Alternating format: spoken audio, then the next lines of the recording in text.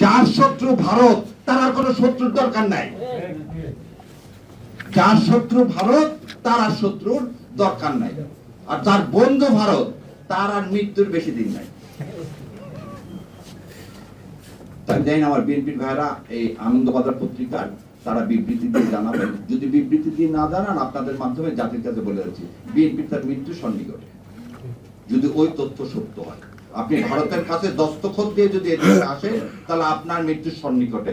আপনার বাবা রক্তের সাথে তাহলে আপনি বেইমানি করতেছেন, আপনার মায়ের রক্তের সাথে আপনি বেইমানি করতেছেন। আপনার বাবা তালপট্টি দ্বীপ দেয়নি বলে শেখ হাসিনাকে এখানে ঢুকানোর 17 দিনের মাথায় আপনার বাবাকে হত্যা করা হয়েছে। আপনার বাবা পানি চুক্তির আন্ডারে ফারাক্কাকে বলছিল উড়িয়ে দিবে। আপনার মা পানির দাবিতে ইউএন পর্যন্ত গেছিল। সেজন্য আপনার মাকে কিন্তু ক্ষমতা থেকে কিভাবে চলে গেছে। আর আমার ধারণা আপনার মাদার ব্যথা এখনো যায়নি। যদি মাদার ব্যথা এখন অনুভব করে থাকে, বিশ্বাস করেন না ইন্ডিয়াকে, বিশ্বাস করছে তো মরছে। আর এই দেশের মানুষ ভারতে আধিপত্যবাদ জীবনেও মেনে নিবে না। তো দয়া করে আল্লাহর ওয়াস্তে এদেশে মানুষের সাথে কেউ বেইমানি করেন না, এতগুলো সন্তানের সাথে বেইমানি করেন না। আর ডেইলি স্টাররা যখন আপনার প্রশংসা করবে, তখন বুঝবেন আপনি ভুল পথে আছেন। ইন্ডিয়া এবং ডেইলি স্টার যখন আপনার প্রশংসা করবেন, তখন বুঝবেন আপনি ভুল পথে আছেন। সেজন্য বিএনপি ভাইদেরকে আমি বলে দিচ্ছি, আপনারা ভুল পথে আছেন। কারণ আপনারা ওখানে ডেইলি স্টার এবং প্রথম আলোতে খুব বলছে আপনারা ক্ষমতা আসতেছে, শত্রুকে চান। আর আমার বেশি কথা মানায় না।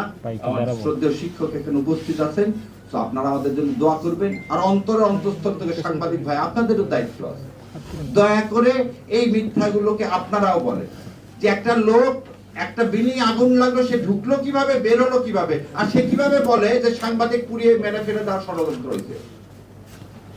কোন জায়গায় আগুন লাগলে কি হবে? কাউকে তো ঢুকতে দেওয়া হবে না, ভিতরে যারা আছে তাদেরকে বের করে আনা হবে। উনি কি ডাক্তার?